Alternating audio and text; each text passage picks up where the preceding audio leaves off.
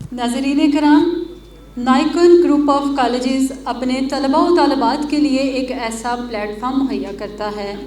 کہ جہاں ہر short course کے لیے آنے والے اسٹوڈنٹس میں سے بعض کا یہ کہنا ہوتا ہے کہ ہمیں اسٹیج پہ آنے کا خوف ہے، لیکن یہ نائکن کا ہی کمال ہے کہ وہ انہی اسٹوڈنٹس کو ایسے طریقے سے ٹرین کرتے ہیں کہ جب وہ اسٹیج پہ آتے ہیں تو پھر کچھ ایسا کمال کر جاتے ہیں کہ وہ مثال بن جاتے ہیں۔ تو آپ سب کی بھرپور تالیوں میں دعوت دیتی ہوں ہماری اردو تقریر کی پہلی مقررہ سائمہ نور کو، وہ آئیں اور اپنی تقریر کا آغاز کریں۔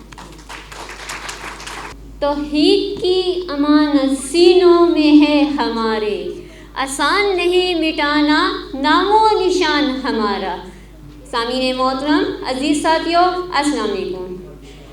جناب سر، ایک شہید وطن کے دفاع کی خاطر مقتل کی جانب بڑھتا ہے اور سرزمین وطن اس کے مقدس لہو کے قطروں سے سیراب ہو جاتی ہے، اور شہید کا نام ستاروں پہ پکارا جاتا ہے، اس لیے کہ شہید کی قربانیاں کبھی رائے گا نہیں جاتی، اس لیے کہ تاریخ بھی بدروں نے ان کے جانبازوں کو فراموش نہیں کر سکتی۔ کیا زمانہ کبھی فراموش کر سکتا ہے شہدائے کربلا کی قربانیوں کو؟ جب حق و باطل کی کڑیاں آزمائیں گی، جب حق کا سر تن سے جدا کر کے نوکے نیزے پر بلند کیا جاتا ہے، اور حق کا سر کٹ تو گیا مگر جناب والا باطل کے سامنے جھکا نہیں، اور زمانے بھر کو یہ تلقین دی کہ جو موت کو مات دے اسے شہید کہتے ہیں، کہ فنا فی اللہ کی دین مضمر ہے بقا کا راز، جسے مرنا نہیں آتا اسے جینا بھی نہیں آتا۔ قاتل میرا نام و نشان مٹانے پر ہے بضد، کہ میں نوکے نیزہ پر سر چھوڑ جاؤں گا، لشکر کریں گے میری دلیری کے تذکرے، میں مر کے بھی زندگی کی خبر چھوڑ جاؤں گا۔ جناب والا، قرآن میں فرمایا گیا شہید زندہ ہے، اسے مردہ نہ کہو۔ جی ہاں، عالیہ وقار شہید زندہ ہے، اور نہ صرف خود زندہ ہے بلکہ قوم و ملت کو حیات نو کا مشتہ سناتا ہے۔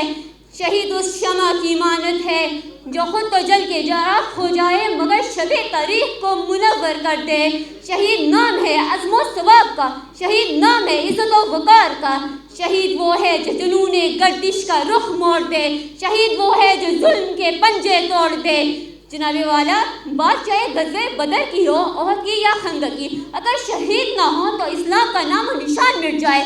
شہید ہی ہے وہ جو اپنے لہو سے وطن کی حفاظت کرتے ہیں۔ جناب والا، نظریات قوم بناتے ہیں، اور میں جب مالی اسباب سے شکست خوردہ اقوام کی جانب دیکھتی ہوں تو میرا ایمان اور پختہ ہوتا ہے، کیونکہ بلندی اسباب پر ہے، نظریات پر نہیں۔ جناب والا، ذرا تاریخ پر غور کریں۔ جب 1965 کی جنگ میں صدر ایوب کے ایک جملے نے پاکستانی افواج کے سینوں میں وہ جذبہ شہادت بیدار کیا کہ مجھے وہ زمانہ یاد آنے لگا جب اہل بیت اطہار نے اپنی جان مال عزت ہی نہیں بلکہ اپنے دودھ پیتے لگتے جگر بھی قربان کر دیے، کیونکہ جناب والا 6 ستمبر کا دن ایک جنگی دن نہیں تھا بلکہ یہ قوم کا ایک نظریاتی امتحان تھا، اور یہ تقریر آج اس بات کی گواہی دیتی ہے کہ اگر آج بھی دشمن ہمیں للکارے تو ہم وہ تاریخ رقم کریں جو 1965 کے دن میں کی گئی تھی، کیونکہ جناب والا ہماری لڑائی اس بنیاد پر ہے کہ جب دشمن لڑتا ہے تو مٹ جاتا ہے،